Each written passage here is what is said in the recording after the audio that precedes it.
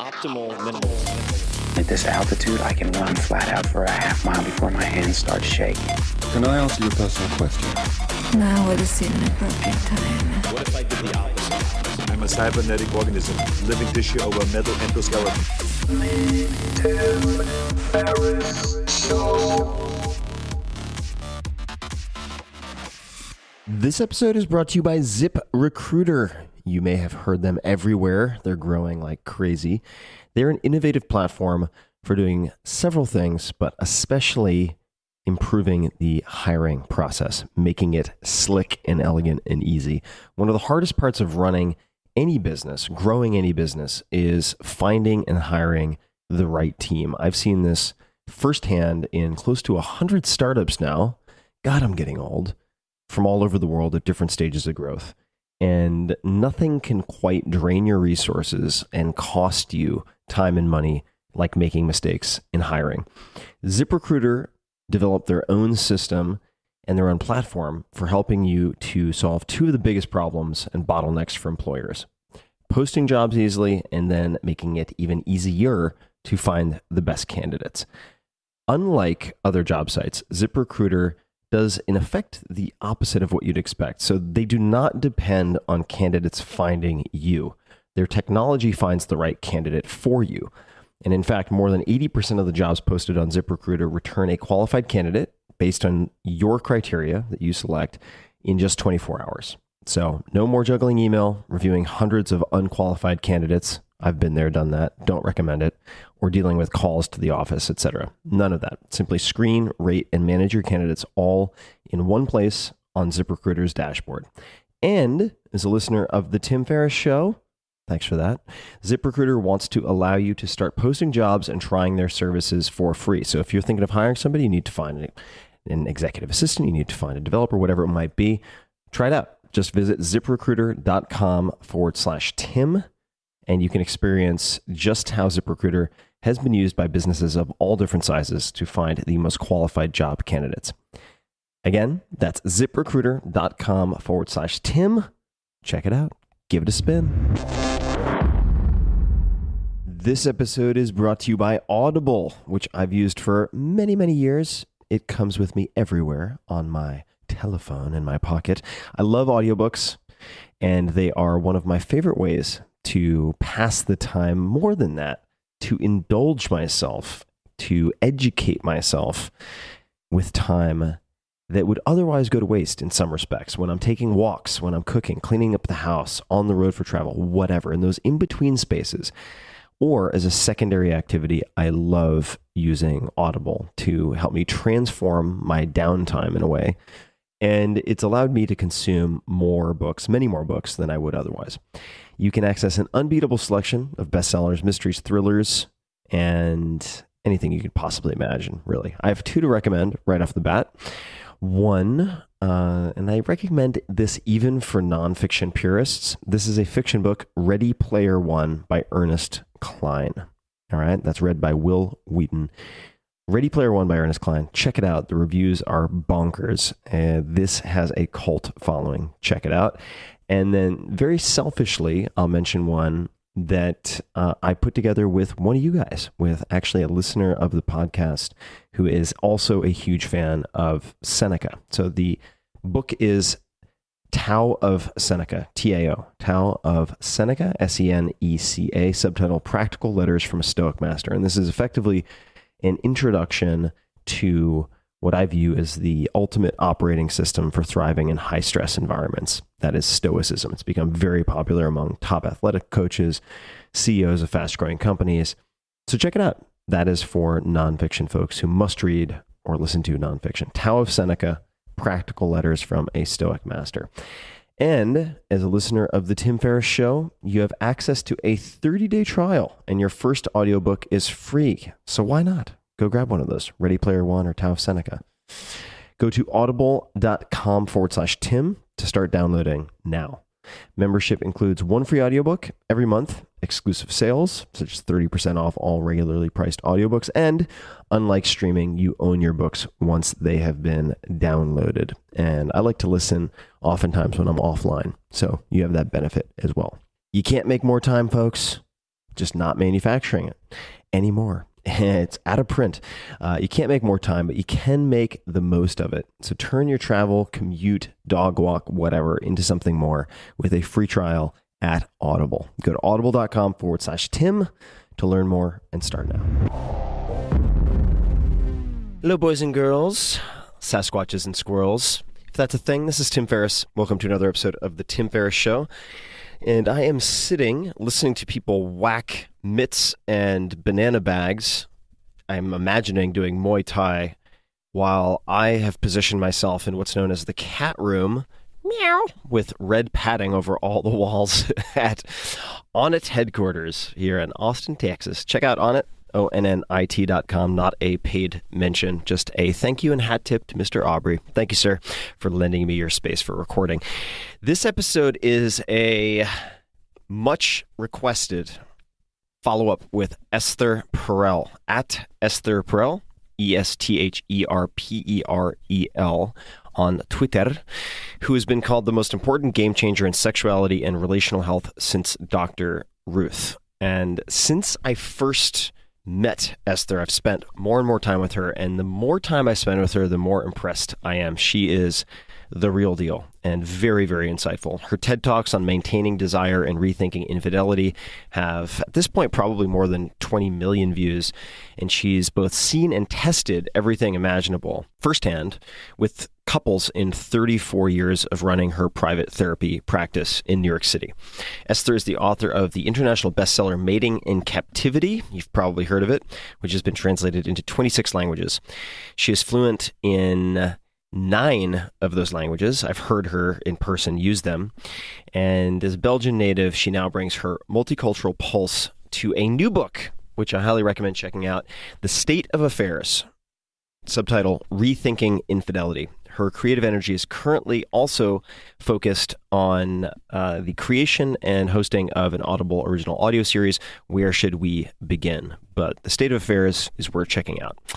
In this episode, Esther answers your most upvoted questions, including how to foster relationship or marriage longevity, the most effective ways to improve communication in relationships, how to deal with criticism, letting go of emotional baggage from past relationships, how to know when to move on from a relationship that just doesn't seem to be working, and much, much more. If you like Esther, you're going to love this, and her episode is one of the most downloaded of all time previously. So here is more of the good stuff. Please enjoy this wildly interesting, in my opinion, Q&A from your questions with Esther Perel.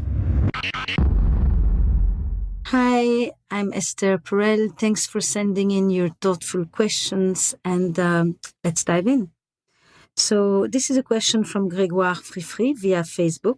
Would love to ask her how to foster marriage longevity. Any exercises, routines, or habit would be great, especially around fostering deeper emotional relationships. There is the first basics, appreciation.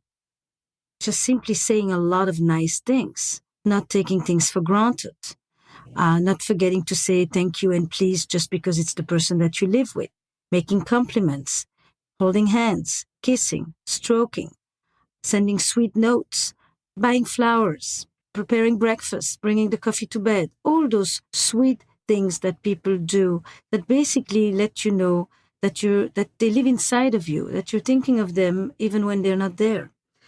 These daily appreciations, they go a long way, and it sometimes is a real diligent effort to keep doing them. And then I am a strong fan of letter writing. I think that when you fly away, when you're sitting in a cafe, when you just have a moment to drop a note that is not just on the birthdays and on the anniversaries, just kind of your own musings about your lives together, your dreams, where you're going, how you met, what you remember, what you fancy. That is actually very much the kind of the telling of the story, the story of the couple. There's a lot of intimacy in there. Touch is a major experience of intimacy. I think when you do that, humor, and things that kind of really encourage the other person, in which you recognize them at their most authentic. Go do this thing. This is really something you really like. Take a few more days. you wanted to always take this class, go take this class, kind of ways in which you encourage the other person to be the best version of themselves, and vice versa. Be your best version of yourself with them. It's really basic, what makes a relationship sustain itself and be more nurturing. Next, Alicia Tenea Eichelberger via Facebook asks, how to lessen arguments in your marriage? Look, I think it's all about the art of speaking and listening. There was a sculpture a few years back by Bruce Neumann, and it was a World Peace Project. And he had 23-inch monitors with faces of the most diverse group of people, diverse races, ethnicities, gender, ages, all of it. And every single person, every face was saying, I'll talk and you'll listen. You'll talk and I'll listen. They'll talk and we listen. You'll talk and we listen. And it just showed you this the robustness of this most difficult art, which often I would say listening is harder than speaking. But then for some people, maybe speaking actually becomes the hardest thing. In a relationship, you can often get the daily hassles in which you are grinding at each other and in which there's a friction going on. Don't sweat the small things. It's probably really important in terms of how people deal with arguments in a relationship. I would say don't complain, ask. Behind every criticism, there's often a wish. And because if you believe that your partner has done something wrong, that they didn't pay a bill on time or anything, and you wish that they had done it right, but instead of asking them to correct it, you basically tell them that they can never do it well, that they're doing this on purpose, that, just ask them to do it better next time, rather than would it kill you, something simply, do you think that next time, you could set a monthly alert so that you don't forget? It's a very different tone. It's a very different way of relating to the person. There's no contempt in that one, which we know from the research of John Gottman is one of the 4 horses of apocalypse. Actually, I'm going to give you the 4 horses because they're really important. One is criticism, contempt, stonewalling, and defensiveness. Those 4 are pretty much the killers in the land of arguments and relationship decline. Try not to talk with categoricals of all, always, and never, all or nothing. That probably is one of the most important changes in vocabulary. Banish them. I always have to ask you, you never do this? No, but the moment you say you never, the other person is going to come up with the one time that they knew and that they've done it so that they can defeat your argument rather than really understand that you're asking them to do it more often, which is exactly why I say ask, don't complain. Add some humor. There's nothing that's going to diffuse your arguments more than just putting some perspective into it and not take yourself so seriously. Show empathy. At the end of the day, assume that your partner has the same interests as you to solve the stresses in your relationship. And for that to happen, it's important that both of you understand and appreciate the other person's point of view. Do you really think that the other person wants you to purposefully be annoyed or hurt you or let you down? Probably not. It's all of that shift that takes you out of relationships that are mired in bickering, chronic, low-intensity warfare, or high conflict, because there's a range there, okay? Imagine I ask you, has your arguing turned toxic? As in, does your partner keep telling you that you can never do it right, or that they can never do it right by you? That every little convo about who should set the table will end up in a blowout about how dysfunctional your relationship is. Or that 2 minutes into a fight, one of you is saying we should get a divorce or we should break up. That's what I'm calling a high conflict couple. The opposite of the arguments is you come in and you say, I want to listen to what you have to say. I want to apologize. What can I do to make this better? And not what can you do to make this better? Shift it around and you'll have magic happening. Okay. Next. Question from Ben Altman about jealousy.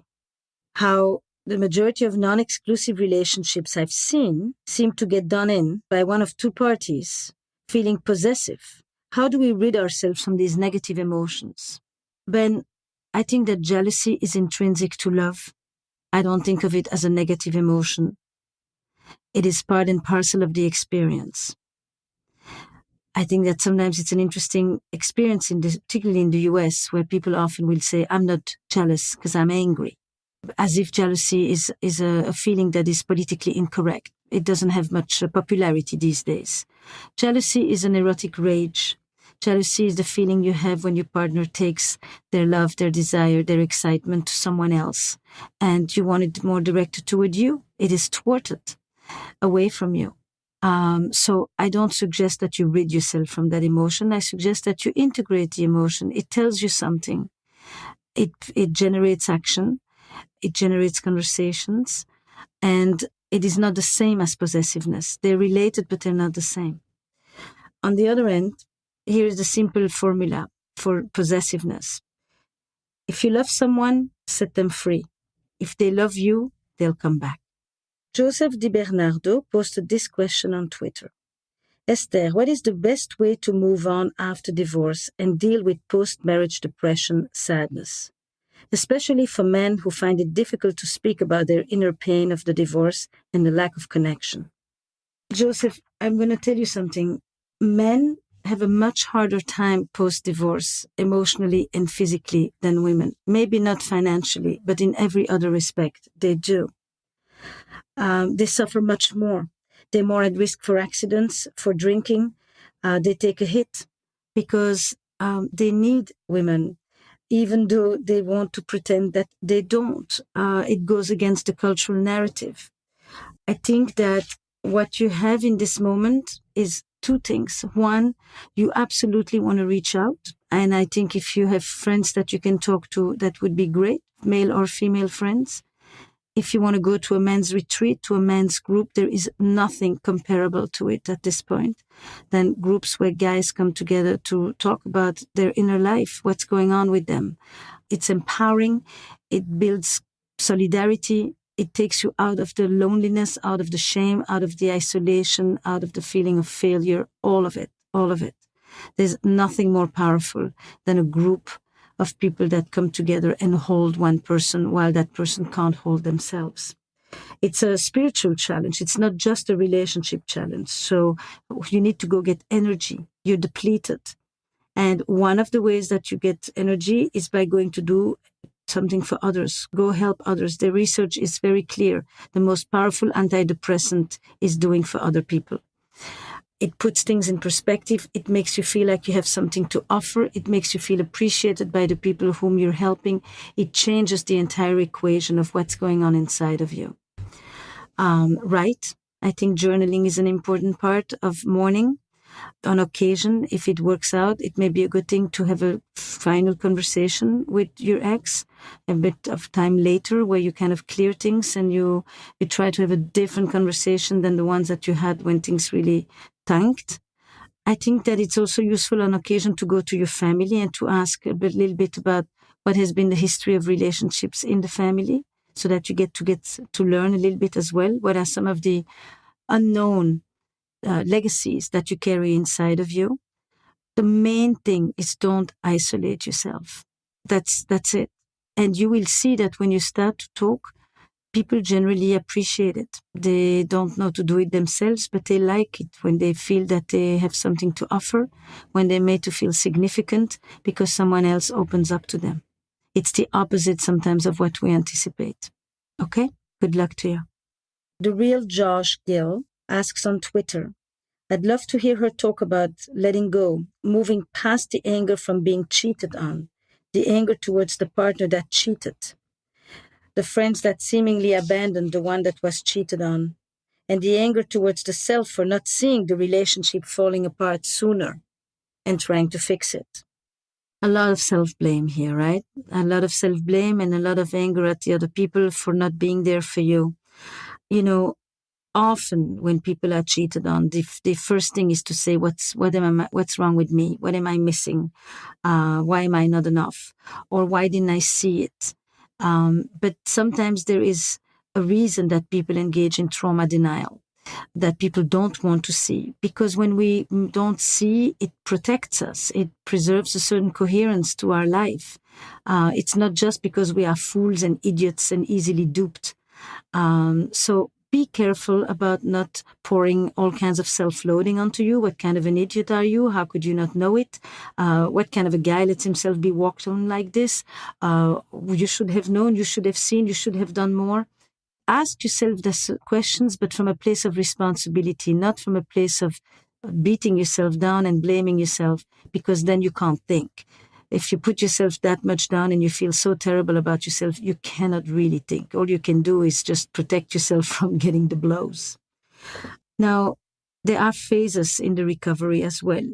The first thing is just simply, the hurt, the anger, the confusion, the disbelief, the disorientation, the loss of the predictable future, the idea that whatever you thought your life was going to be, it isn't going to happen, all of that. And you need to really respect that all these feelings are going to hit you all at once.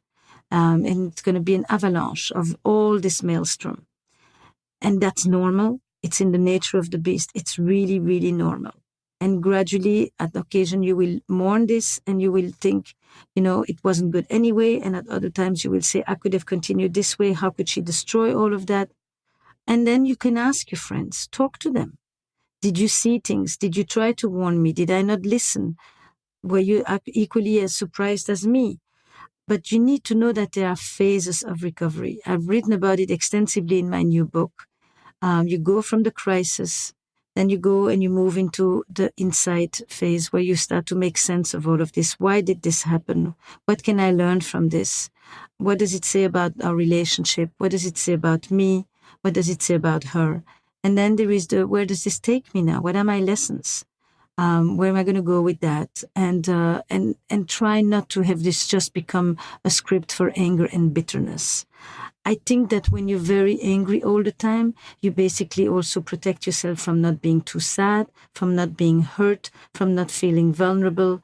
It kind of props you up to be angry, and it gives you a sense of righteousness. But behind the anger is often a real sense of collapse. And let yourself go there. It's okay. It really hurts. To just be angry isn't going to make it for you. And how to allow yourself that? By being with people who you trust, next to whom you can fall apart, who won't judge you for it, who understand heartbreak. It is a human emotion. It's one of the oldest experiences we've had, and it's part of our humanity. You won't avoid it. You won't avoid it. Let yourself feel the pain and the hurt and the sadness and cry, and then you'll come through it. I'm thinking about a guy that I wrote about in my book who was actually, it was his brother who cheated on him with the girl that he used to date. And for years, every time a girl liked him, he thought, whose else is hiding here behind that I'm not seeing? He really carried it with him for a long time.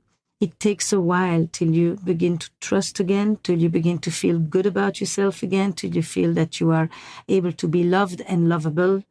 It really goes very deep, this experience. It taps into our sense of self-worth, all of that. And I hope that the stories that I wrote about in the book will help you with that. They were meant for that. They were meant to help you. Okay? Thank you. Ranjani86 writes on Twitter, is it harder to find true love as you get older and progressively more intelligent? Do you have to be young and stupid to find love? Do most people in search of a partner settle at some point? I'm glad you're back, but I'm going to challenge the premise of your question a little bit. What does it mean that you're going to settle, I think the main thing is this. When you are younger, you allow yourself the experience of meeting someone, seeing where it takes you, unfolding with the story, and embracing the surprise of where this thing is going that you didn't expect.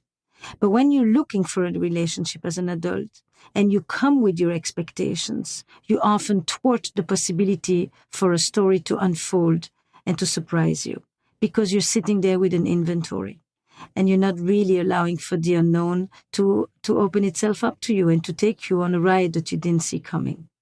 I think most of the dating that involves a checklist is doomed. That's the best way I can say it. It's anti-romance, it's anti-story, and stories are the way we live our lives. It's a list of items. And often you will find that people match all the items on your list and the feeling isn't there because a feeling is something that emerges, that develops through interaction, through shared experience, through the creation of a shared story together. And I don't believe that that is any less possible as an adult. In fact, when you are older, you are clearer about what you like, what you resonate with. You know yourself better. And from that place, you are more able to appreciate the person that is in front of you. But it's not like you have to be young and foolish to fall in love. No, absolutely not. There is no age for it. People fall in love at any age at this point. People have the opportunity for the first time in history to actually start entire new lives in their 50s, 60s, 70s. Love doesn't have an age to it. We love differently because we are more mature, because we accept certain things more, and because we accept other things less.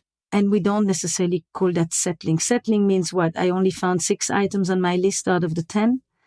That's not the way we do it. We make a choice, and a choice always involves a loss. And at some points, we make certain choices that are maybe more rational or more forward-looking. We understand that there's certain things we need in order to live with someone, and that there are certain people with whom we could have a fantastic love affair and a fantastic adventure, but maybe not necessarily build a whole life together. And in that sense, we are able to hold more elements at the same time and make a decision that embraces ambivalence. It's something that I call maturity, not settling. Kavilina asks through Twitter, when do you know a relationship is done?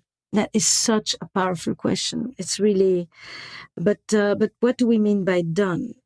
That you don't like who you have become, that you don't like what you're doing, that you don't like how you're being reflected back, that the relationship has lost its sense of aliveness and vitality, or that it has become toxic and is dying on the vine. What do we call done?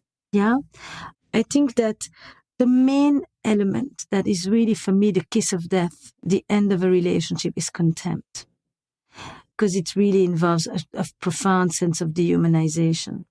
When that tone that just says, look at you, come on, what is this? You call this a relationship? That sense of self-loathing and contempt, it's very hard to come back from that. You can fight, you can be critical, you can complain, you can be volatile, you can have a lot of things in a relationship. Because from there you can always come back into sweet, repair, tender, connecting, etc. And you just go through the cycles of connection, disconnection, and repair, which is the triad of relationships. But contempt is a real tough one. The belittling, the infantilizing, the demeaning, the degrading, all these categories of relationships, which basically amount to abusiveness. To me, that is a moment when a relationship really is done, because what it means is that one, in order to protect oneself, one needs to leave, unless you're the one doing it. And then in order to protect yourself and the other, you need to change. Thank you. Kelsey Hallman asks on Facebook, how does she handle her critics? Oh God, that is a wonderful question. Does she read and comment on the internet trolls for her book reviews, podcasts, etc.? How does she deal with the people who think they know more about relationship than her? So I love this question because it allows me to say something. You know, I am often considered a thought leader or an expert. I actually see myself much more as a student and as a person who is avidly curious and continues to learn on a daily basis, rather than as someone who positions herself as knowing. I think about these things a lot. I often can sound very confident, but I'm sure of nothing. The one thing I can say is that nothing I say is made up, but that doesn't mean it's true. I also don't think there is one truth. And I think that I am a person who continuously seeks to be challenged. I go and then check with other people. Am I missing something? Is there something I didn't think about? Is there validity in the criticism? I invite conversation, dialogue, confrontation, and disagreement. Where it hurts, where I find myself at a loss, is when people are taking one thing I say, completely distorting it, caricaturing me or what I say, when I try so hard to embrace complexity and nuance and kind of feel completely flattened by a complete misunderstanding of what I say, often to the extent where I wonder if the people actually really read my work, engaged with me. And I wish that the critics actually came to me and asked me and engaged with me and challenged me rather than just, trash me.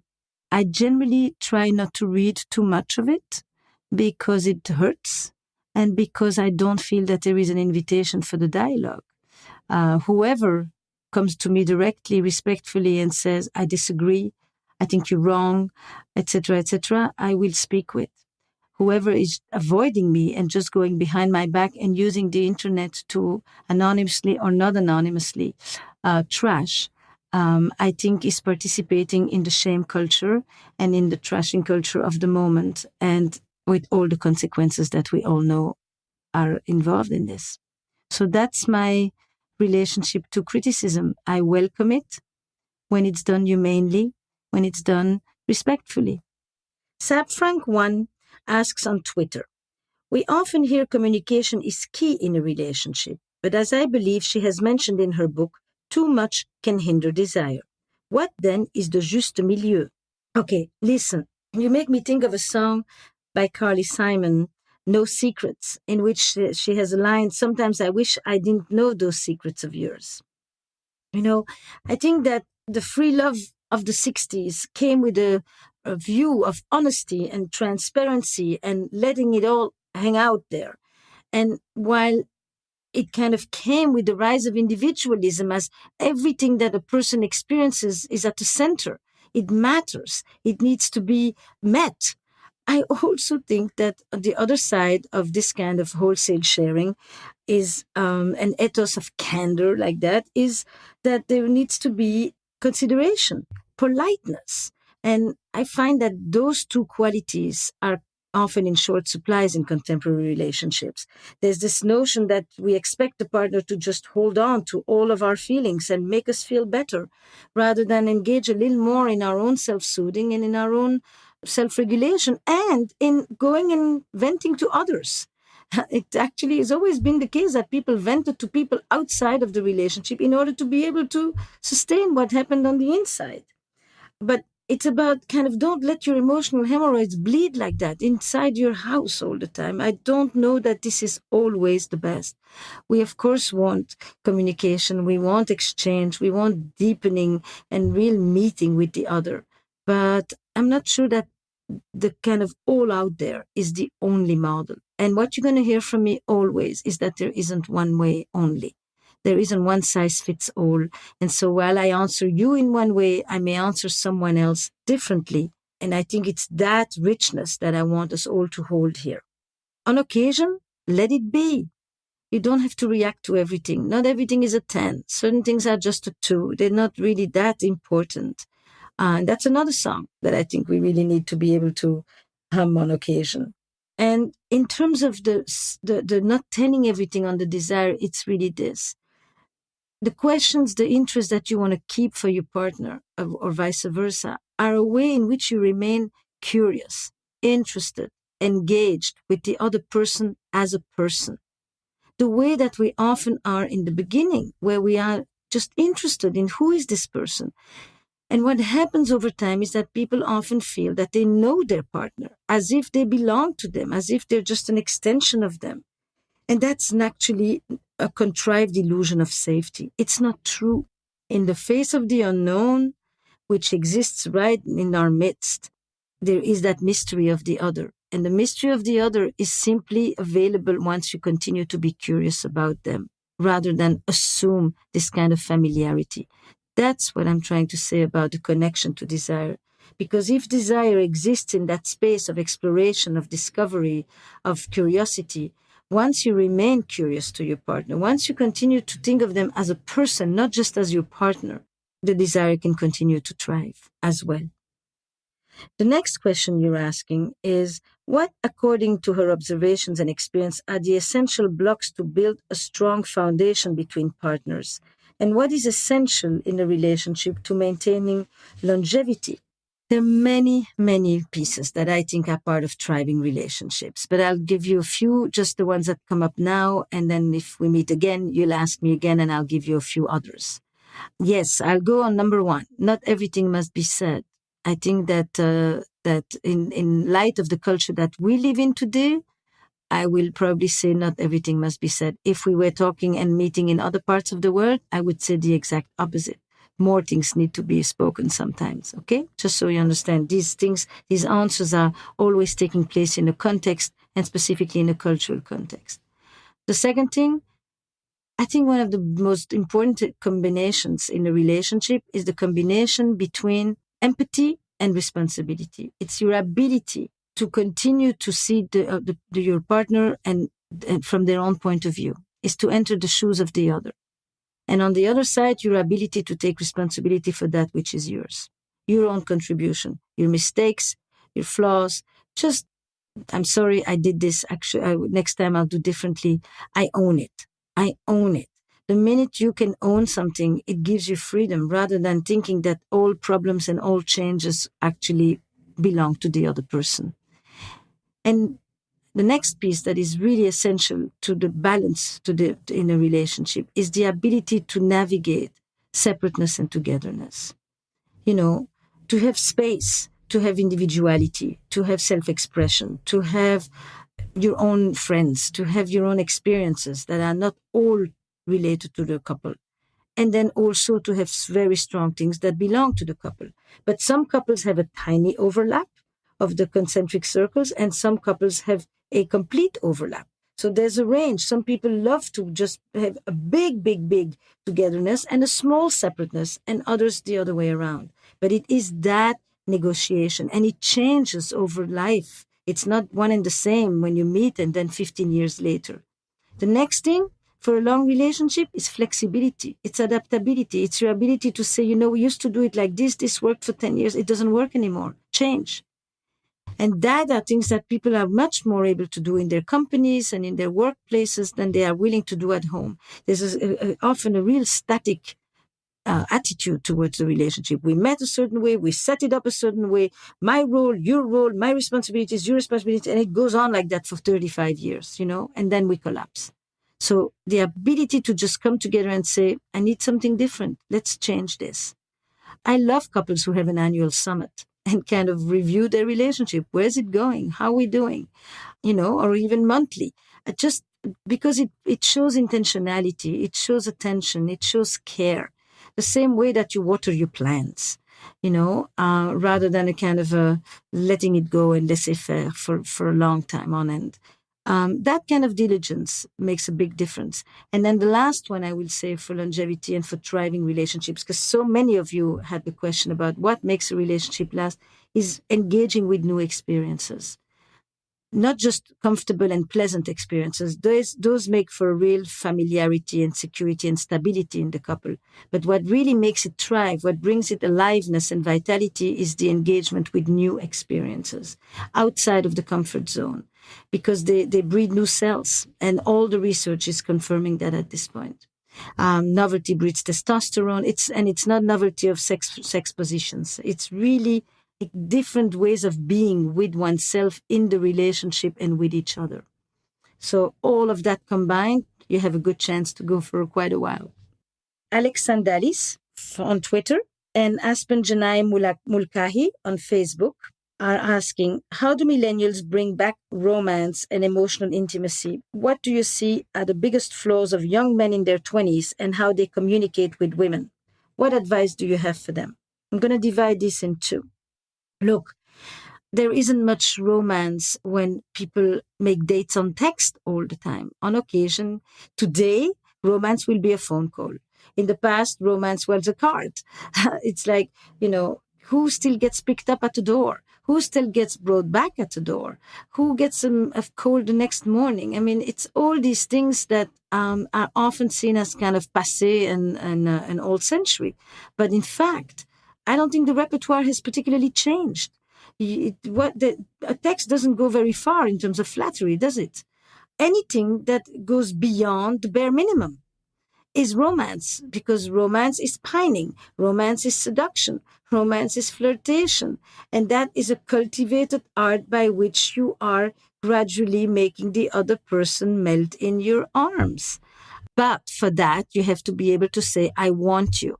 And that means you have to experience the vulnerability of putting yourself out there. And it seems that these days, too many young people are quite reluctant to experience the vulnerability and the uncertainty of not knowing, of making that phone call and hoping that somebody's going to answer and it won't be her dad, like it used to be. And that butterfly thing has kind of been done away with. The stuff is way too much immediate gratification. So there is no space in between to still experience the excitement and of the anticipation and the uncertainty. But all of that was part of romance. That was the romantic plot. The romantic plot, it plays itself out in the will it happen, won't it happen? The denouement is irrelevant. That's, a romance novel is 300 pages for the last piece, and the last piece is only one page. It's 300 pages of will it or will it not? And that's romance. Now, in terms of the question of what to do, take the risks. Take the risks. Don't just go in a bar. It's not just a booty call. Put yourself out there and say, I want you and I'll take the time. I coached this guy recently, and it was very sweet. Woman basically calls it off 7:00 Friday night. Not a very nice thing to do. She's busy. She has a meeting, whatever. And he goes into a whole, shall I wait? Does that mean she's not interested? She's interested. I just said, look, text her back and say, I understand, but twice as much time for tomorrow, please. Come back with something that is funny, but that breeds confidence and that is assertive and that says, I'm still very interested and you owe me a double dose. She liked it. Now, if she has no interest in him, then she will tell him at that moment, please don't bother. But if she has a slight interest in him, he will gain a lot of points with one of those things. I've done more and more, coaching people lately, just looking at their Tinder feeds, just the kind of exchanges. Not only do they like romance, they like anything that says to people, you're interesting to me and I would like to meet you. It's really thin. So there is the issue of romance, but there is the broader question simply of how do people these days literally turn each other on with their minds, not just the other ways. Okay. Men. There's a beautiful book by Rob Garfield called Questioning the Male Code, which I recommend for many of you. But the male code often comes with a fix-it attitude. And fix it is, I have an answer, I have a solution. And it is part of the making of masculinity, competence, performance, problem solving. So, unfortunately, in the relationship with women, fix it doesn't often work because many times she wants to only talk and she wants to share the experience. She doesn't really want to be told what to do. She's quite competent. She quite knows what to do. And if you give her unsolicited advice, she'll experience it as patronizing. So the flip side of fix it is empathy, is two things. Tell me more. Means that's all you need to do. You don't have to solve it. You just have to ask her if she wants to continue to talk about it. And you want to engage in empathic murmurings. Oh, really? Oh, that's tough. Oh, wow. That kind. That says, I'm listening. It is most of the time what she needs. If you want to give advice, ask her if she wants to hear it. And otherwise, wait till she asks for it. The fear that people have sometimes, that guys have when they say, tell me more, is that she's going to start and it will never stop. It's like if she says, we have to talk, he says, how long? And in fact, when you say, tell me more, the answer will be much shorter than if you don't. And she still isn't sure that you really get it. So that's really the main piece in terms of men in communication. And I'm not so sure that it is different for young guys or for even men, my generation boomers. It's really, you don't have to have an answer. And you don't have to feel like you need to solve the problem or make the feelings go away. You actually need to do less. And your challenge is to still feel competent even if you do less. But you will be much more appreciated, actually. I had one other little thought that when we talked about the things for longevity and the things for deepening the intimacy and all of these things, which I didn't talk about, which is people sitting in the morning and having breakfast, watching outside the window, listening to music together, dancing together for a moment. The average pop song is 2.3 minutes. If you just do that, it doesn't take a long time. People sometimes think it's so much work to maintain this intimacy. It actually is not. It's 2.3 minutes to listen to some of the most beautiful love songs ever written and reconnect with that feeling between the two of you. Okay? So I hope that I've given you some ideas, inspirations, food for thought in the pursuit of your own loving and thriving relationships. I want to add a piece to Kavilina's question. When do you know that a relationship is done? Kavilina, I was talking about the 4 horsemen of apocalypse that a famous researcher on relationships, John Gottman, talks about. And I wanted to expand a little bit on that. One is criticism. And, it's quite easy, right? It's complaining. It's picking at the other person. It's seeing what you do as circumstantial and seeing the other person as characterological, right? If you're in a bad mood, it's because you had a tough day. But if the other person doesn't act very nicely, it's because they're actually generally a mean person, or a bad-tempered person rather than they too may have had a bad day, right? So all the elements that have to do with criticism, the way that people just gnaw at the other person and just go and circle around the same grievances over and over again. That's the piece that he's talking about. Stonewalling is silent treatment. It's basically, withdrawing, removing oneself and letting the other person stand out there and talk to the walls. That's another major horseman of apocalypse. Defensiveness. The fact that you can't bring anything up without the other person instantly rejecting, defensive, going knee-jerk, instead of just saying, yes, thank you for telling me, let me think about this, or simply, that doesn't feel good, but, probably I do. Yes, I do that. I don't mean to, but I do, or it's an old bad habit of mine, or something that acknowledges, that stands accountable, that doesn't instantly, yeah, but you, and then says you did worse, and then starts to pile up, and for everything you said, the other person counters right away with something worse, so that they never have to look at the thing that you said yourself. Yeah, but yesterday all of that. Okay, that defensiveness, it's very rich defensiveness, but it basically leaves you without the feeling that you ever can bring something up and that it will be responded to for its own sake. And then contempt, that's the one that I think is the final killer for a relationship. And that one I already detailed for you. But I wanted you to have a sense about, this is for your question actually about the relationship being done, but also the question that was asked by Alicia, asked about how to lessen the arguments in your relationship. So the opposite of these 4 killers of relationship have to do with how do people stay connected in the midst of disagreement. And I think the most, and this is something I wanted to expand more for Alicia's question, is that you really need to know something about arguing in a relationship. It often has very little to do with the content of the argument itself. When couples enter into a vicious cycle and they are reactive and they escalate and they bicker and they fight, it doesn't really matter the subject anymore at a certain point.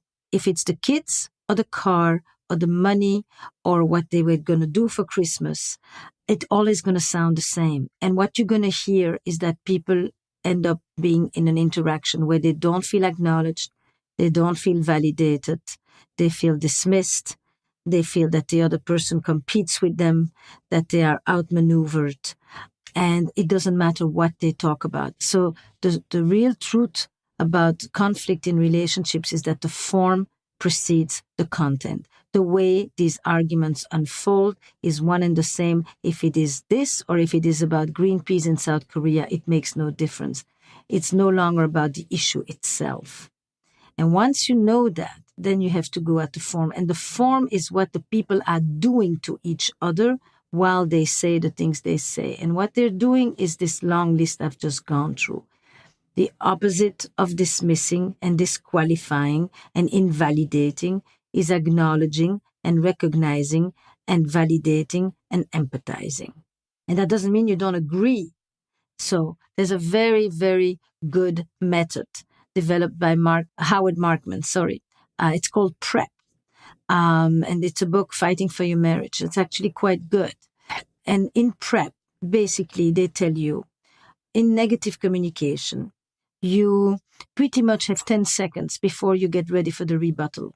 That's about as much as you can listen to something that your partner says and that you disagree with. And 10 seconds is 3 sentences.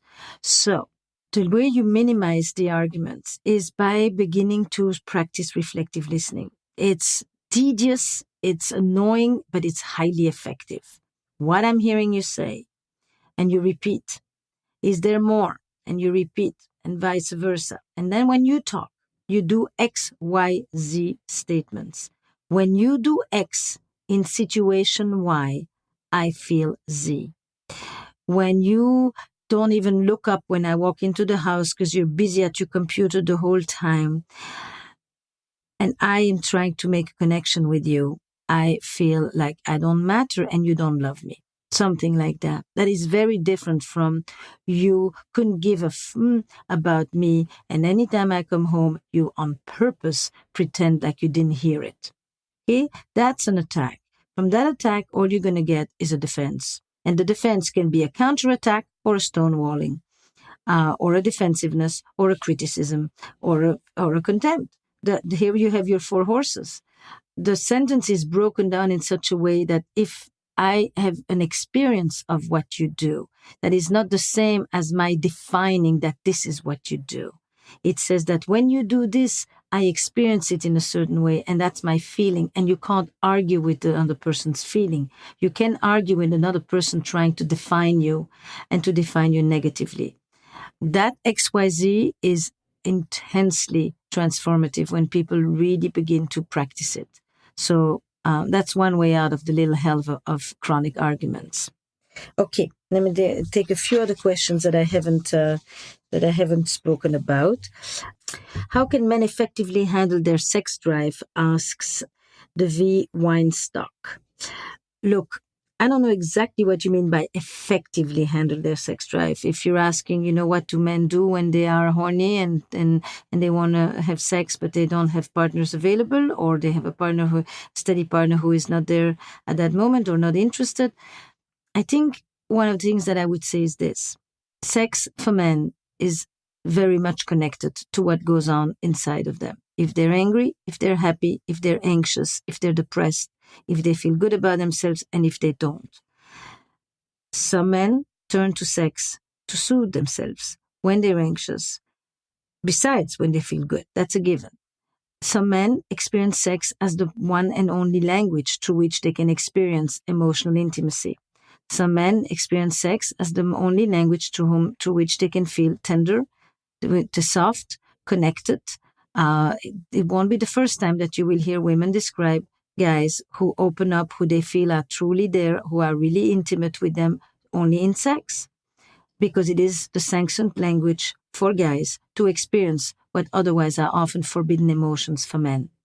So that's, for me, when you ask about effectively handling sex drives, it has to do with that. It has to do with being not just monolingual, having many languages available, having many ways to take care of our needs, of our feelings, and not just one. That's the effectiveness of sex, is to not have it be the only thing available.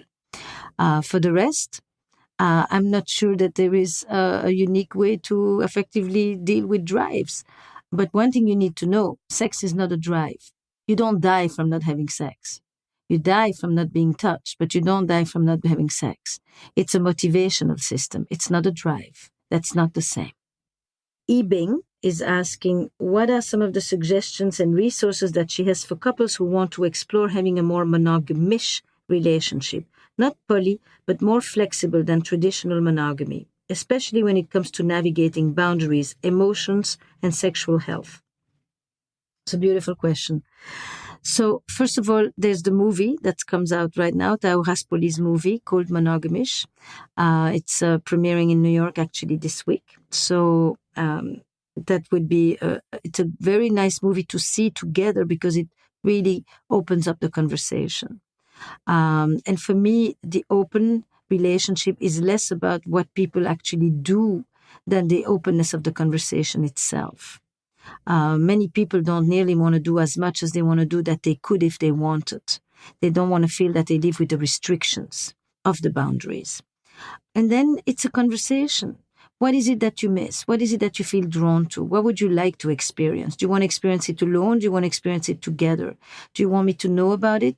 Is it a turn on for you if I tell you, or do you actually not want to know about it? And often you'll find you have one of each in a couple. Is it something that you want that is fleeting, that is just that if you meet someone, you want the possibility of letting something unfold and see where it takes you? Is it when you travel because you're often away? Or is it that you have been with me since you are 17 and you want to know other partners because you've never known others beside me? It's this whole conversation, and not to take it immediately as something is missing. I can't give you everything. I should be everything for you. If you have any other interest, it must mean that I'm not enough. It's really that conversation. And what you will find is that the couples for whom this is a joint interest, the conversation itself is often very enlivening, very vibrant, and very, very intimate, because the possibility of talking to your partner about your longings for that which takes place outside and to have it be recognized and accepted is a deeply intimate conversation. The recognition of your freedom, of your erotic freedom, on which you may not act, but that it exists even in fantasy, even in curiosity, in longing, in interest, is profoundly intimate for couples. And then you talk about, do I want to know? What do we tell each other? Do we notify in advance? Do we tell after it has happened? What is it that you want to know? And understand that you don't have necessarily a symmetric need. One of you may want to know more, one of you doesn't, one of you likes to share, one of you doesn't. You don't have to be one and the same. And then you come back and you examine. It works for us, it doesn't work for us, it brings us closer, it makes us too nervous. Now, in the end, it's not a good thing for us, or not right now because we have young kids and we're not equal, or because one of us is not working and we're not equal, or because one of us has been sick and we're not, by definition, there needs to be a certain level of equality in the relationship for the conversation to not be a power maneuver. Both people need to have the same possibilities.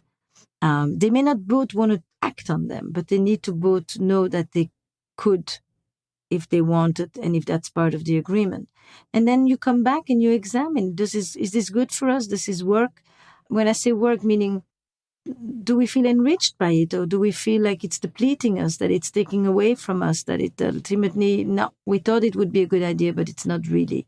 Or this has actually opened up things between us, that we've had a whole different level of honesty between us, a whole different depth of communication that never existed before.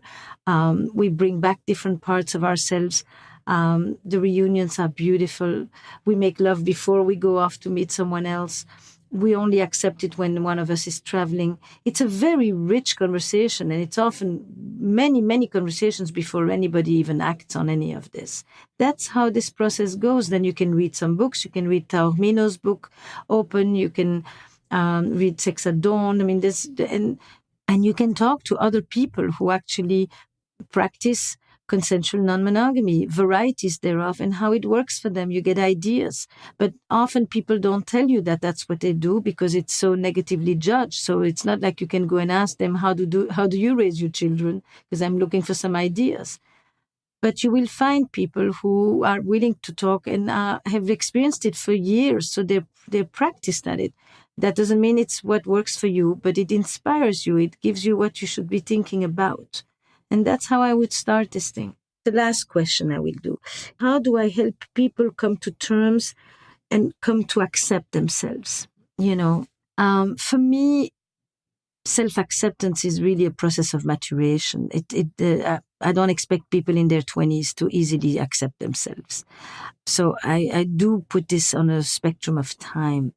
But I think the fundamental experience of accepting yourself is that you accept that you are flawed, you accept the things that are beautiful about you, and you begin to feel I'm good enough. I mean, that's the essence. It's not I'm perfect, it's I'm good enough.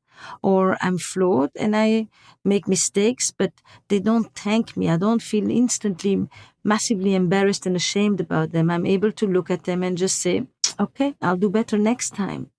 I'll do it differently next time. I'll learn from this.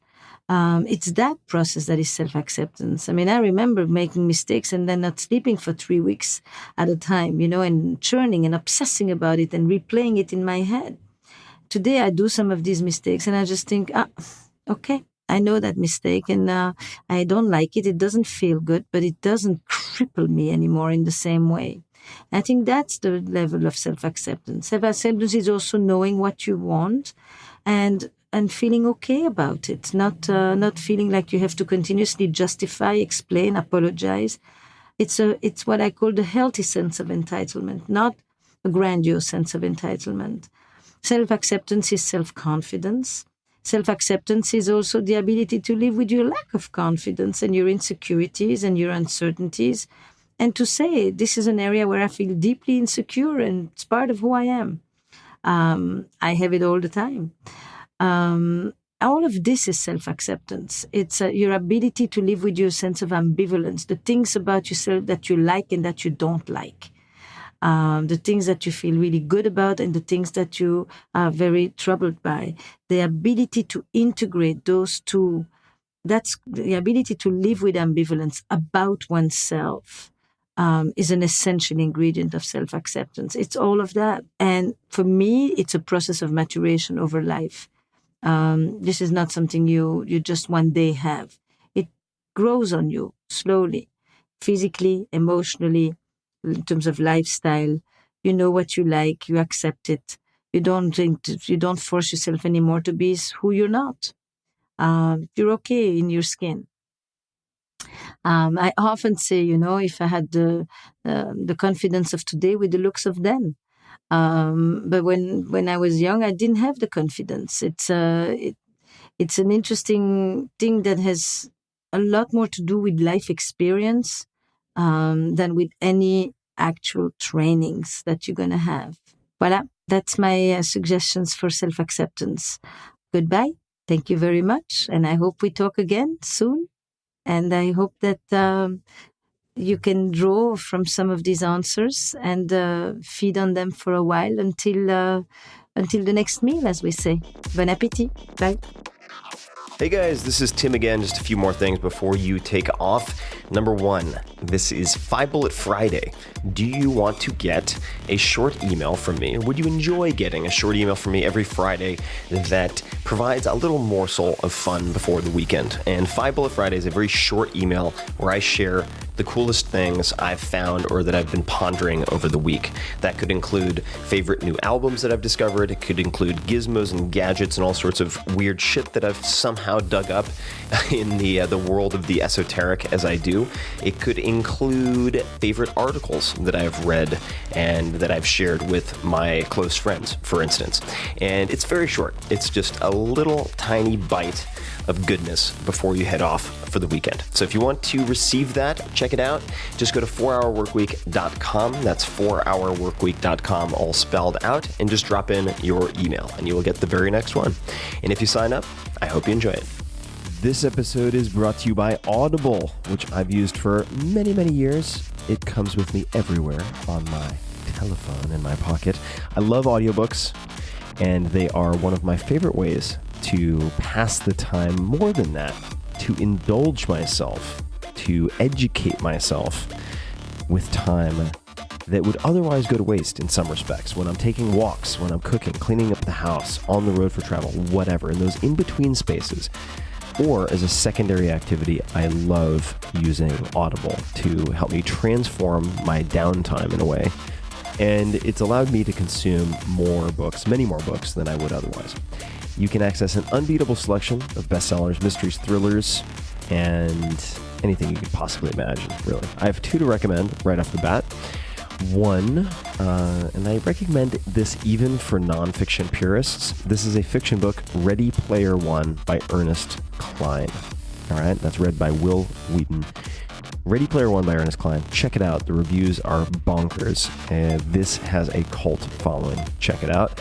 And then very selfishly, I'll mention one that I put together with one of you guys, with actually a listener of the podcast who is also a huge fan of Seneca. So the book is Tao of Seneca, T-A-O, Tao of Seneca, S-E-N-E-C-A, subtitle Practical Letters from a Stoic Master. And this is effectively an introduction to what I view as the ultimate operating system for thriving in high-stress environments. That is Stoicism. It's become very popular among top athletic coaches, CEOs of fast-growing companies.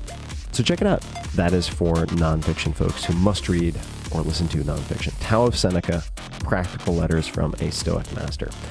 And as a listener of The Tim Ferriss Show, you have access to a 30-day trial, and your first audiobook is free. So why not? Go grab one of those, Ready Player One or Tao of Seneca. Go to audible.com/Tim to start downloading now. Membership includes 1 free audiobook every month, exclusive sales, such as 30% off all regularly priced audiobooks, and unlike streaming, you own your books once they have been downloaded. And I like to listen oftentimes when I'm offline, so you have that benefit as well. You can't make more time, folks, just not manufacturing it anymore. It's out of print. You can't make more time, but you can make the most of it. So turn your travel, commute, dog walk, whatever, into something more with a free trial at Audible. Go to audible.com/Tim to learn more and start now. This episode is brought to you by ZipRecruiter. You may have heard them everywhere. They're growing like crazy.